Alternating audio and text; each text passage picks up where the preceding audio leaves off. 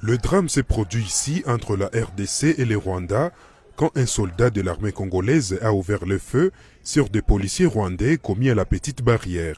Les témoins sur place rapportent des blessés et des morts. Parmi les morts, il y a les soldats congolais, auteurs de l'incident. Le soldat s'est défendu contre tout ce que nous subissons. Il a tiré sur les policiers rwandais et après, lui aussi a été abattu sur le champ. Présentement, nous demandons que son corps soit remis parce qu'il vient de mourir pour les Congolais.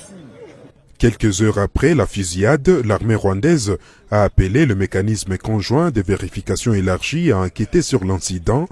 Après quelques minutes d'échange entre des officiers des armées congolaises et rwandaises, le corps du militaire a été rendu aux officiers congolais. Ensuite, il a été acheminé à la morgue de l'hôpital militaire.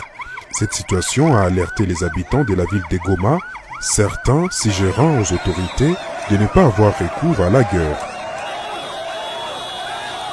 Nos autorités doivent régler cette situation le plus rapidement possible. Nous ne devons pas être malmenés chaque jour par nos voisins. Nous ne devons pas envisager la guerre. Il y a de gros problèmes qui sont imminents à régler, comme la flambée des prix au marché. Nos autorités doivent revenir à la raison. Selon les communiqués de l'armée rwandaise, il n'y a pas eu de morts du côté rwandais. Des policiers rwandais ont été blessés dans la fusillade. Actuellement, la situation semble être calme, mais préoccupante.